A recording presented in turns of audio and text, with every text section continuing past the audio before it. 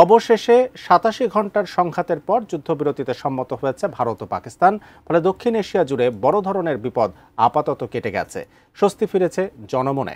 সংঘাতপূর্ণ অঞ্চলগুলোতে ঘরে ফিরতে শুরু করেছে মানুষ। তবে যুদ্ধবিরতি হলেও থামেনি বাকযুদ্ধ। আর বাকযুদ্ধের মূল বিষয় হচ্ছে স্বল্প সময়ের এই সংঘর্ষে কার কতটা অর্জন। বিস্তারিত আরিফ হাসানের প্রতিবেদনে। ভারত পাকিস্তান সীমান্তে সাম্প্রতিক যুদ্ধবিরতির পর দুই দেশের জনমনে স্বস্তি ফিরতে শুরু করলেও কূটনৈতিক ও সামরিক মহলে এখনও উত্তেজনা অব্যাহত রয়েছে। সংঘাতপূর্ণ এলাকাগুলোয় মানুষ ঘরে ফিরছে, দোকানপাট খুলছে, স্বাভাবিক জীবনের ইঙ্গিত মিললেও দুই দেশের মধ্যে চলছে তীব্র বাকযুদ্ধ ও পাল্টাপাল্টি অভিযোগ। রোববার ভারতের তিন বাহিনীর শীর্ষ কর্মকর্তারা এক যৌথ সংবাদ সম্মেলনে জানান, অপারেশন সিন্দুর নামের মাধ্যমে পাকিস্তানের সামরিক ও জঙ্গি ঘাঁটিতে ব্যাপক হামলা চালানো হয়েছে। সেনাবাহিনীর director general of military operations lieutenant general Rajiv Ghai জানান, অভিযানে অন্তত ৩৫ থেকে ৪০ জন পাকিস্তানি সেনা নিহত হয়েছে এবং পাকিস্তানের একাধিক সামরিক ঘাঁটিতে আঘাত হানা হয়েছে। বিমান বাহিনী ও নৌবাহিনীর কর্মকর্তারা জানান, পাকিস্তানের বিভিন্ন এলাকায় টার্গেটেড অ্যাটাকে সাফল্য পেয়েছে তারা। ভারতের দাবি, ৯টি জঙ্গি ঘাঁটিতে হামলায় শতাধিক জঙ্গি নিহত হয়েছে।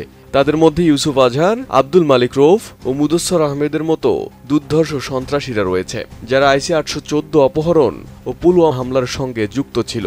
ভারত জানায় তাদের আক্রমণের লক্ষ্য ছিল শুধুই জঙ্গি ঘাঁটি ধ্বংস করা। কিন্তু পাকিস্তান সীমান্তে সামরিক উত্তেজনা বাড়ালে ভারতের প্রতিরক্ষা বাহিনী প্রতিক্রিয়ায় বড় পরিসরে অভিযান চালাতে বাধ্য হয়। সব মশার বিরুদ্ধে সুরক্ষা দিতে এলো বসুন্ধরা এক্সট্রিম অ্যারোসল, মশার বিরুদ্ধে এক্সট্রিম সুরক্ষা। ভারতের পক্ষ থেকে জানানো হয়, পাকিস্তান ৮ ও ৯ মে ভারতের সামরিক ঘাঁটি লক্ষ্য করে ড্রোন ও পাইলটবিহীন বিমানের মাধ্যমে হামলার চেষ্টা করে। তবে ভারতীয় এয়ার ডিফেন্স সিস্টেম তা প্রতিহত করে। ভারতের দাবি, বেশ কয়েকটি পাকিস্তানি যুদ্ধবিমান সীমান্তে ঢোকার আগেই গুলি করে ভূপাতিত করা হয়েছে। এদিকে পাকিস্তানও পাল্টা অভিযোগ তুলেছে।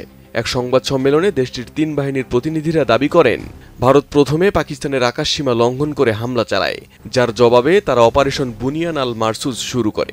পাকিস্তানের দাবি, ভারতের অন্তত ২৬টি সামরিক স্থাপনায় হামলা চালানো হয়, যার মধ্যে ছিল শ্রীনগর, জম্মু, পাঠানকোট, আম্বালা, উধমপুর সহ গুরুত্বপূর্ণ ঘাঁটি। তারা আরও দাবি করে, ভারতের ব্রহ্মস ক্ষেপণাস্ত্র ফ্যাসিলিটি ধ্বংস করা হয়েছে এবং পাকিস্তানের নৌবাহিনী মুম্বাই উপকূল পর্যন্ত পৌঁছে গিয়েছিল। পাকিস্তানের পক্ষ থেকে জোর দিয়ে বলা হয়, তারা কোনো যুদ্ধবিরতির অনুরোধ করেনি, বরং যুদ্ধে তারা গেলে পূর্ণ শক্তি দিয়ে প্রতিরোধ করবে। পাকিস্তান নিজেদের অবস্থানকে সংযত ও পরিণত বলে উল্লেখ করে। এইসব দাবি প্রতিদাবির মাঝে সীমান্তে আপাতত শান্তি বিরাজ করলেও ভারত পাকিস্তানের মধ্যকার বাকযুদ্ধ ও উত্তেজনা চলমান। দুই পক্ষই নিজেদের অবস্থানকে বৈধ ও প্রতিক্রিয়াশীল বলে দাবি করছে। Arif Hasan, ATN news.